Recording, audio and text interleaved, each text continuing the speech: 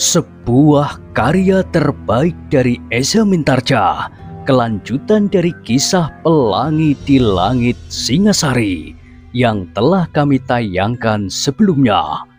Kisah kolosal bernuansa sejarah dan fiksi di kehidupan tanah Jawa dengan judul Bara di Atas Singgasana. Pada kesempatan yang sangat baik ini, kita masuk pada bagian yang pertama dengan episode Putra Mahkota. Sahabat Permata TV yang tercinta, saat ini kita sampai pada seri yang ke-112. Selamat menikmati.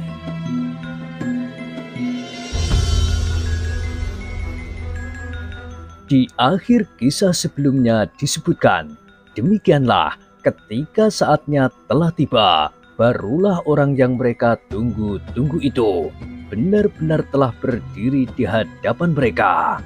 Kesatria Putih. "Siapa kau?" bertanya pemimpin kelompok perampok yang mendapat perlindungan dari istana itu. "Akulah yang disebut orang Kesatria Putih. Apa maksudmu menghentikan kami?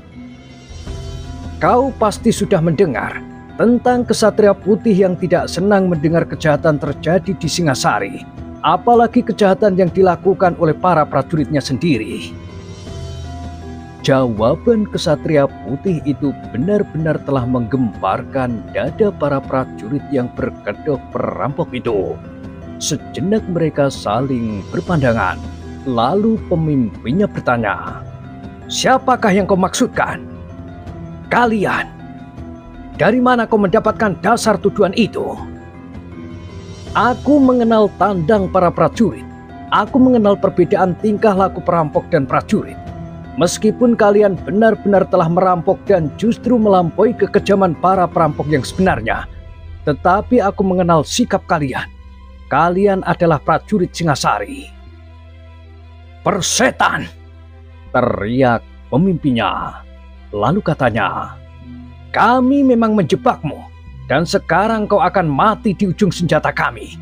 Kami akan mendapat upah ganda dan keuntungan yang tiada taranya. Kami adalah perampok-perampok yang mendapat perlindungan. Kau boleh tahu hal itu sebelum kau mati." "Kalian akan salah hitung. Apakah benar kalian dapat membunuh aku?"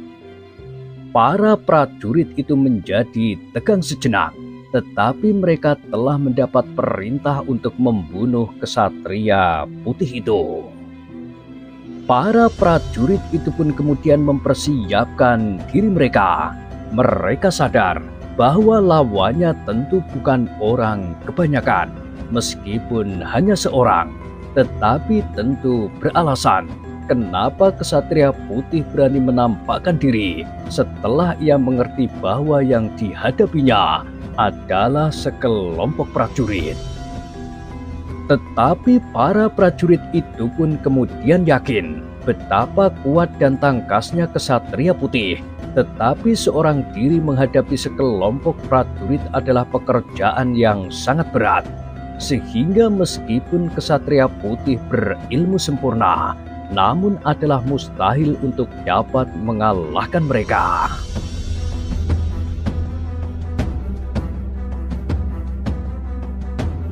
"Nah, bersiaplah untuk mati." Terdengar suara Kesatria Putih. Suaranya yang seakan bergulung-gulung di dalam perutnya itu memancarkan pengaruh yang disambut oleh rahasia. Tanpa disadari, maka tengkuk para prajurit itu pun meremang. Tetapi pemimpin prajurit yang benar-benar telah menjadi perampok itu pun kemudian menggeram. "Jangan banyak tingkah. Meskipun ilmumu menyentuh langit, tetapi jika kau tidak bernyawa rangkap, kau akan mati di tangan kami. Kami tidak akan ingkar bahwa kami adalah prajurit-prajurit pilihan pengawal istana." "Aku sudah tahu, kalian adalah prajurit-prajurit pilihan dari pasukan pengawal istana. Ayo, bersiaplah. Jika kalian tidak memanfaatkan kesempatan kalian untuk merampok, aku tidak akan sampai hati bertindak sungguh-sungguh terhadap kalian. Tetapi kalian ternyata benar-benar telah merampok penduduk Singasari sendiri. Maka aku akan membunuh kalian, seperti aku membunuh perampok-perampok yang sebenarnya. Persetan! Pemimpin prajurit itu menggeram, dan sejenak kemudian terdengarlah aba-abanya untuk menyerang Kesatria Putih. Demikianlah mereka terlibat dalam suatu perkelahian yang sengit. Kesatria Putih bertempur di atas kudanya seperti burung Garuda, maka kudanya menyambar-nyambar kian kemari. Sedang senjata Kesatria Putih bagaikan kuku seekor burung raksasa yang bernafaskan maut. Para prajurit itu benar-benar telah terperanjat melihat tandangnya. Kudanya pun seakan-akan mengerti bahwa ia sedang mendukung Kesatria Putih yang bertempur melawan beberapa orang sekaligus.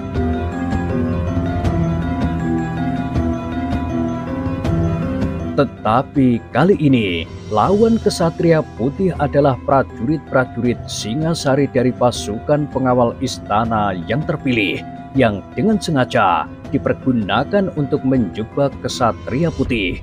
Sehingga karena itu, kali ini Kesatria Putih benar-benar terlibat dalam pertempuran yang sangat berat. Namun demikian, lawan-lawannya menjadi bingung. Justru karena kuda Kesatria Putih yang berlari melingkar-lingkar.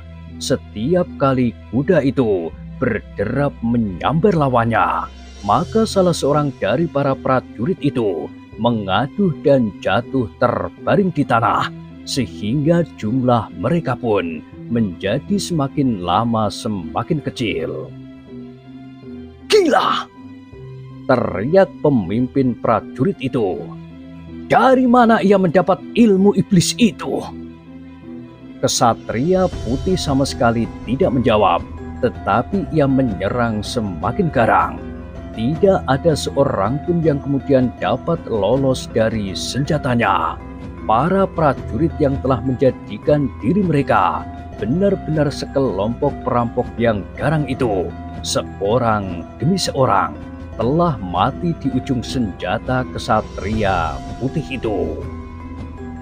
Yang terakhir memberikan perlawanan adalah pemimpin prajurit Singasari itu. Dengan sekuat tenaganya, ia mencoba menyelamatkan dirinya. Bahkan pemimpin prajurit itu sudah berusaha untuk melarikan dirinya. Tetapi usahanya ternyata sia-sia. Senjata Kesatria Putih itu justru telah menembus punggungnya. Dengan keluh tertahan, pemimpin prajurit itu pun kemudian jatuh di tanah. Sejenak ia masih menggeliat menahan sakit.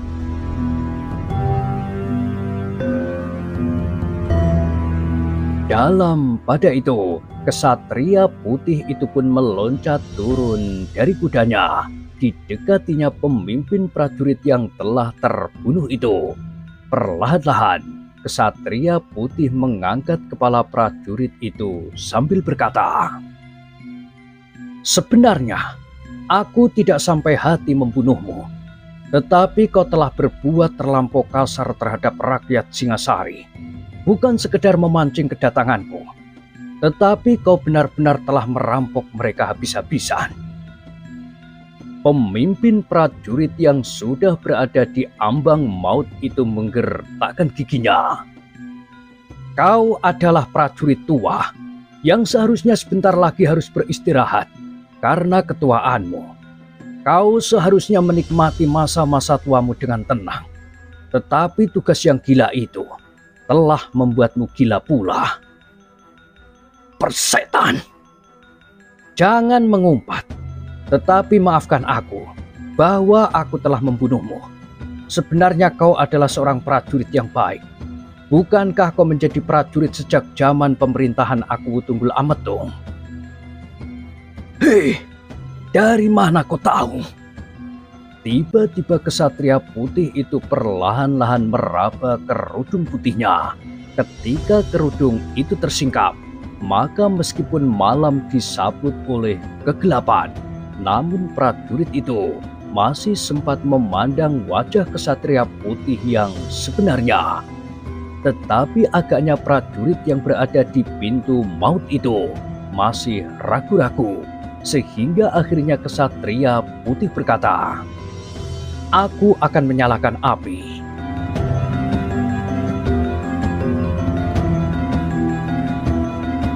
Maka kesatria putih pun segera mengambil sepasang batu. Ketika kedua batu itu beradu, memerciklah api yang menyalakan sejumput gelugut aren. Kemudian dengan sebutir belirang, menyalalah api yang berwarna biru, membakar sisa-sisa gelugut aren yang telah ditaburi dengan belirang itu. Berbareng dengan bau belirang yang menyentak hidung, prajurit yang hampir meninggal itu memekik dengan sisa suaranya yang parau. Kau! Tetapi suaranya terputus di kerongkongan karena lukanya yang parah. Maka prajurit itu pun menarik nafasnya yang terakhir. Dengan demikian, tidak seorang pun yang dapat mengatakan siapakah sebenarnya orang yang berkeliling Singasari di atas kuda putihnya serta berkerudung putih, sehingga orang menyebutnya kesatria putih. Ternyata kesatria putih tidak meninggalkan mayat-mayat para prajurit itu begitu saja. Dikumpulkannya mayat-mayat itu, kemudian dikumpulkannya pula senjata mereka. Ternyata senjata mereka adalah pedang prajurit pengawal.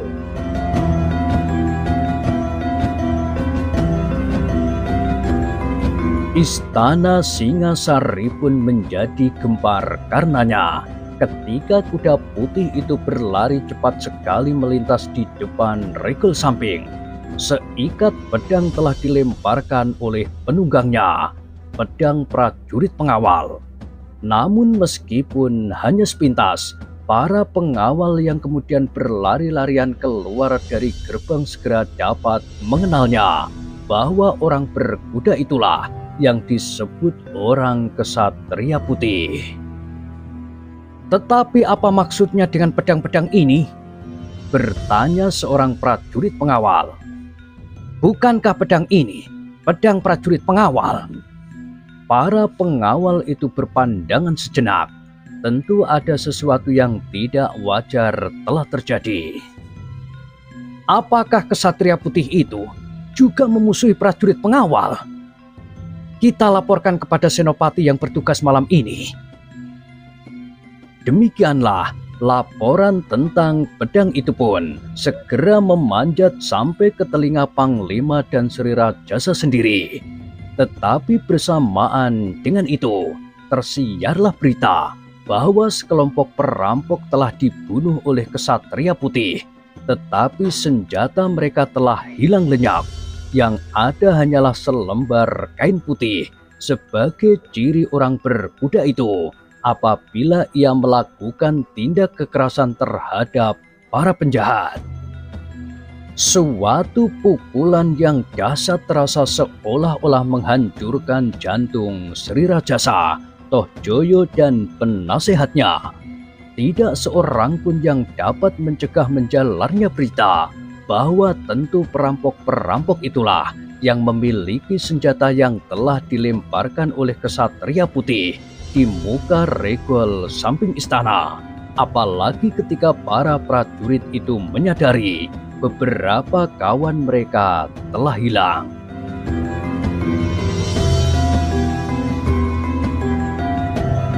Marilah kita lihat, berkata seorang senopati.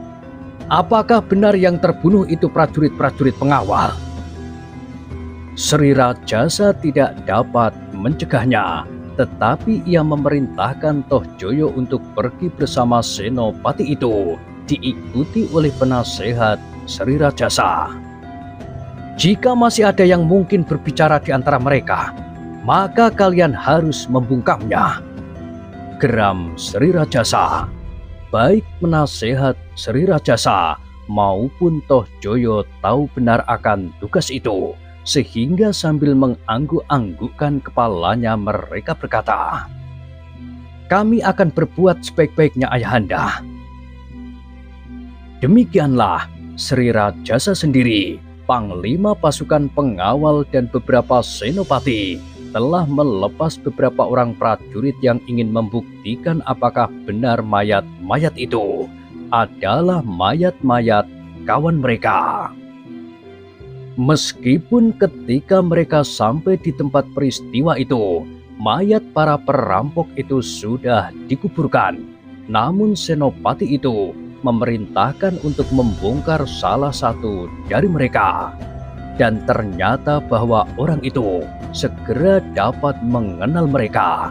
Orang yang terbunuh dan dikubur sebagai perampok-perampok itu tanpa upacara apapun juga adalah prajurit pengawal. Tidak seorang pun yang bakal menyiapkan pembakaran mayat-mayat itu. Tidak seorang pun yang mengacuhkannya. Dan tidak seorang pun yang menyebut nama mereka. Mereka mati dengan hina dan dibuang tanpa arti.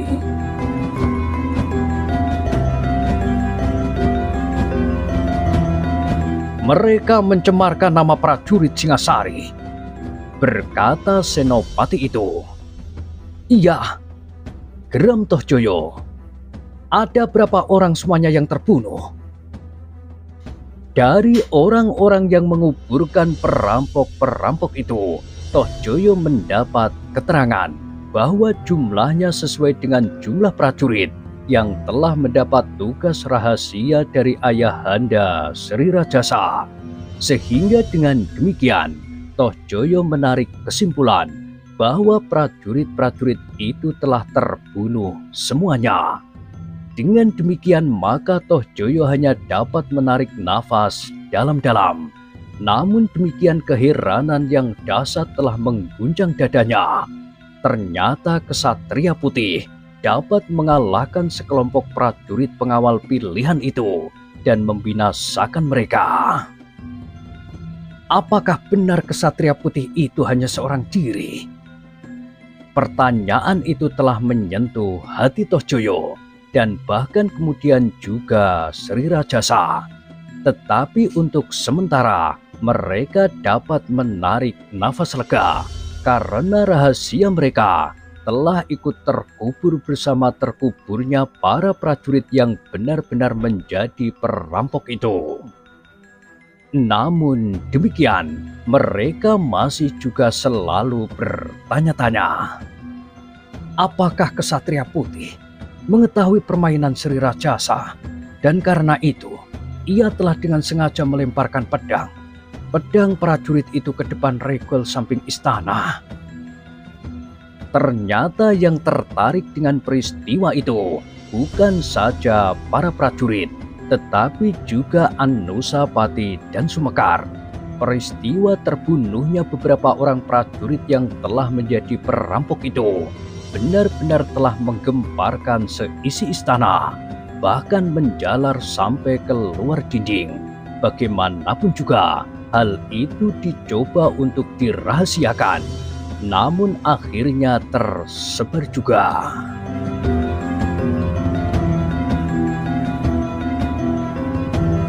Yang terjadi di Singasari benar-benar telah membingungkan aku, berkata Anusapati kepada Sumekar. Aku tidak tahu bagaimana aku harus menanggapi masalah ini. Sumekar pun menjadi bingung. Ia tidak mempunyai cara yang dapat diberikan kepada Anusapati, meskipun ia akhirnya yakin bahwa sebenarnya lah Mahesa Agni telah mulai dengan permainannya untuk mengimbangi permainan Sri Rajasa. Seolah-olah di Singasari telah berdiri dua orang raksasa dengan kepentingannya mereka masing-masing dan sedang melakukan permainan mereka untuk mempertahankan kepentingan mereka tersebut.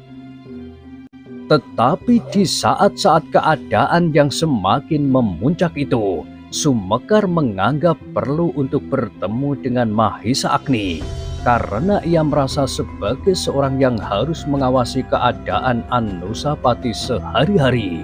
Karena itu, maka ia pun segera mencari kesempatan untuk dapat berkunjung kepada Mahisa Agni di Kediri.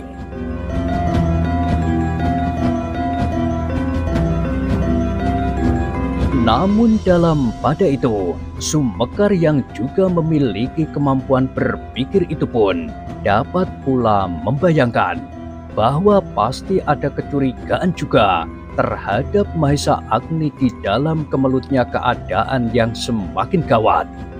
Memang rakyat Singasari tidak banyak melihat pergulatan dua kekuatan di puncak pemerintahan itu. Tetapi sebenarnya lah bahwa telah terjadi sesuatu yang mengkhawatirkan, sehingga karena itu ia pun harus mempunyai cara yang khusus untuk dapat bertemu dengan Mahisa Agni di Kediri, agar apabila ada pengawasan dari petugas sandi yang dikirim oleh Tohjoyo dan Sri Rajasa, ia dapat lepas dari jaring-jaring itu. Kepergian Sumekar itu telah didesak pula oleh tugas terakhir yang tidak disangka-sangka bagi putra mahkota. Ketika suasana Singasari semakin diliputi oleh kekaguman terhadap kesatria berkuda putih itu, maka Anusapati telah dipanggil oleh ayahanda Sri Rajasa untuk menghadap.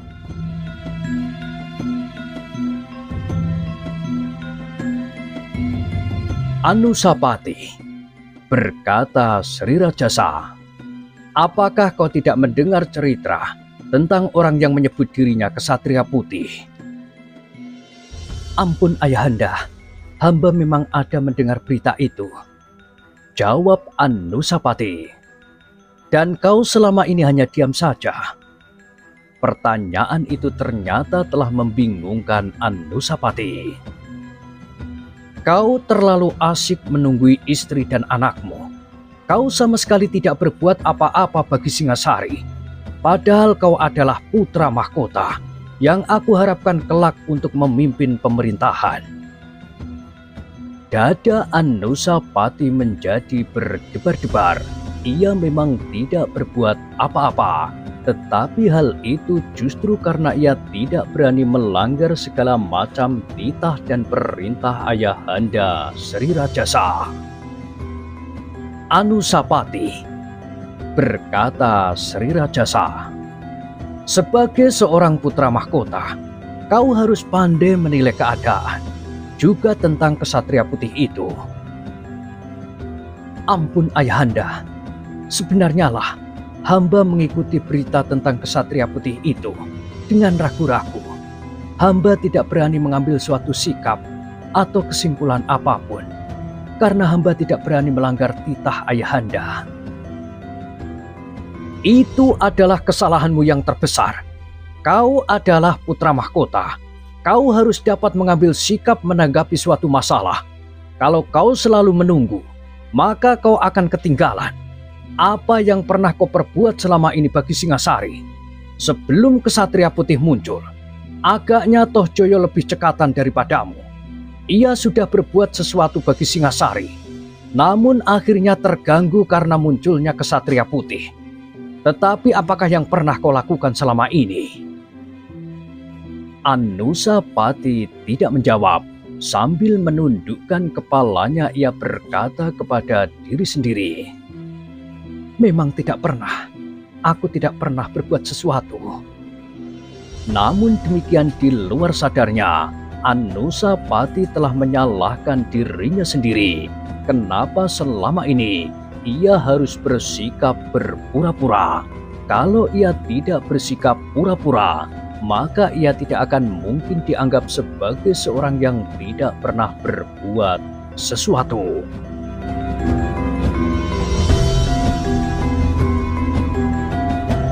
Aku akan berbuat sesuatu, berkata Anusapati.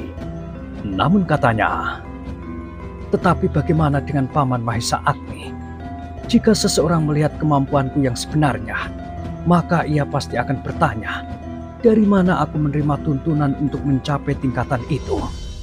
Maka mau tidak mau, aku harus menyebut nama Paman Mahesa Agni.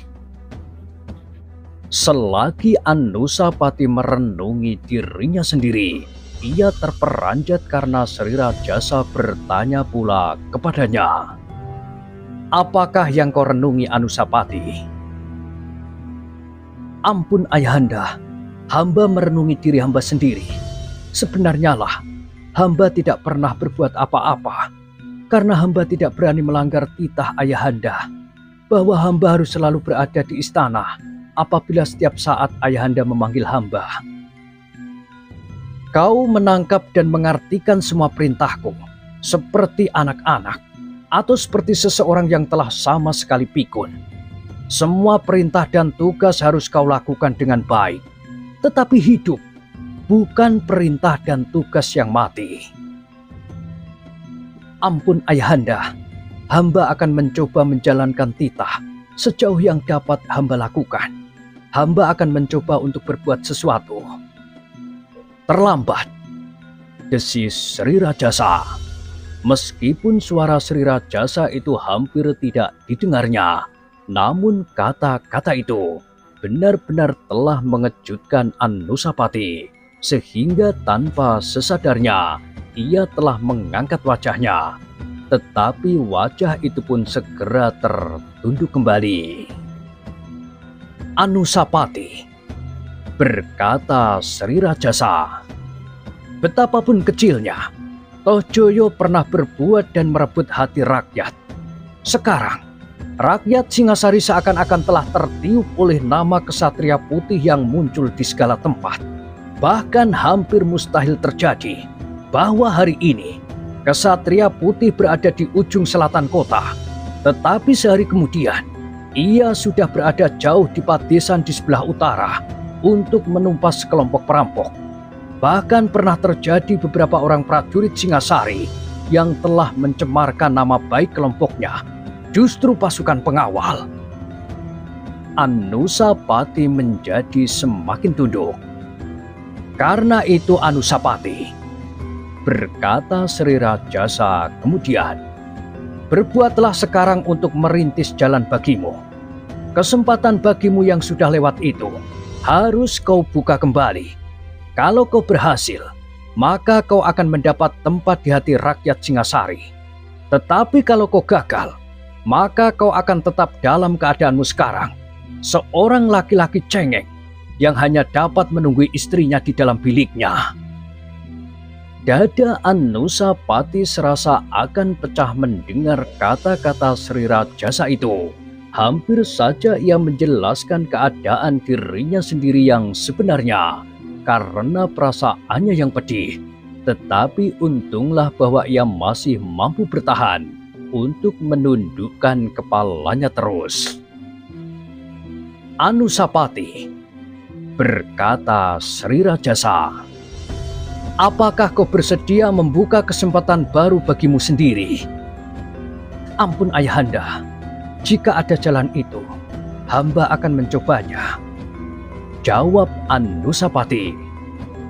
Sekarang hampir tidak ada seorang pun yang dapat menunjukkan jasanya kepada rakyat kecil di Singasari selain Kesatria Putih.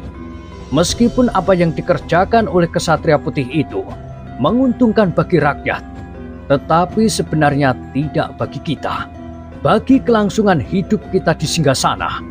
Kau mengerti? Dada Anusapati menjadi berdebar-debar. Sekarang, setiap orang lebih senang mengucapkan nama Kesatria Putih daripada menyebut namamu, nama Tohjoyo, dan nama Sri Rajasa Batara Sang Amurwa Bumi. Kau mengerti?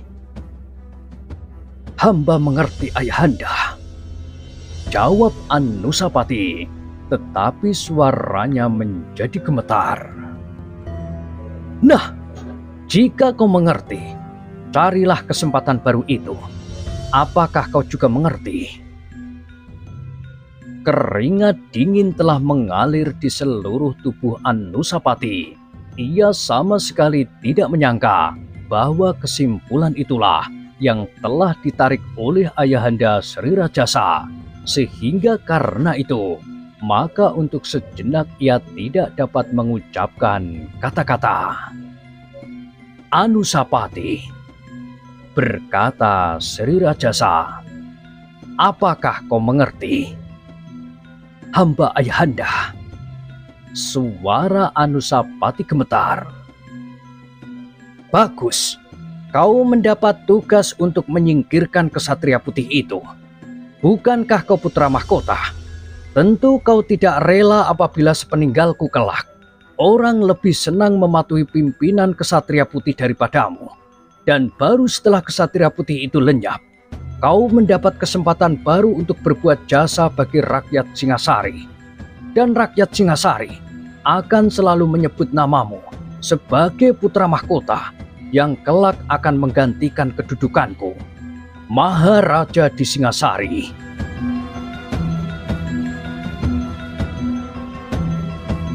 Tiba-tiba saja dada Anusapati menjadi berdentangan. Ia tahu arti perintah itu dengan pasti, dan itu berarti bahwa ia harus mencari kesatria putih. Anusapati, berkata Sri Rajasa, tentu kau tidak akan dapat berbuat dengan terbuka. Kesatria putih sangat disenangi oleh rakyat Singasari, sehingga kau harus berbuat dengan sangat hati-hati dan tersembunyi. Kematian kesatria putih harus diliputi oleh rahasia, sehingga rakyat tidak mendendammu dan mendendam kerajaan. Anusapati tidak segera menjawab, tetapi getar di dadanya serasa menjadi semakin dahsyat. Nah, terserahlah kepadamu. Apakah kau memilih keadaan seperti sekarang ini, atau kau sanggup membuka kesempatan baru? Berkata Sri Rajasa. Tetapi perintahku tetap, singkirkan kesatria putih. Kalau kau sanggup, kau akan membuka jalan bagimu. Kalau tidak, kau tetap seorang laki-laki cengeng. Ampun ayahanda, berkata Anusapati kemudian. Bagaimanapun juga, hamba akan mencobanya. Aku tahu bahwa tugas ini bukan tugas yang ringan. Tetapi kau dapat memilih beberapa orang untuk membantumu. Misalnya pamanmu Mahesa Agni, 1 atau 2 orang panglima yang kau pilih. Kau dapat memanggil mereka menghadap aku, dan aku akan memberikan perintah rahasia kepada mereka. Hamba ayahanda, hamba akan melakukannya. Jika hamba diperkenankan mencari kawan di dalam hal ini, hamba akan memilih paman Mahesa Agni. Baiklah, biarlah pamanmu Mahesa Agni aku panggil. Hamba tuanku, dan kaulah yang harus pergi ke Kediri untuk memanggilnya. Anusapati mengangkat wajahnya, tetapi wajah itu pun segera tertunduk. Bawa beberapa orang pengawal bersamamu. Hamba ayahanda, hamba akan pergi ke Kediri, memenuhi perintah ayahanda. Demikianlah, maka kesempatan itu dipergunakan sebaik-baiknya oleh Anusapati. Dengan tidak diketahui oleh siapapun juga, maka Sumekar telah diberitahukan semuanya itu. Dan Sumekar pun harus mencari kesempatan untuk pergi ke Kediri di saat-saat Anusapati pergi juga ke Kediri.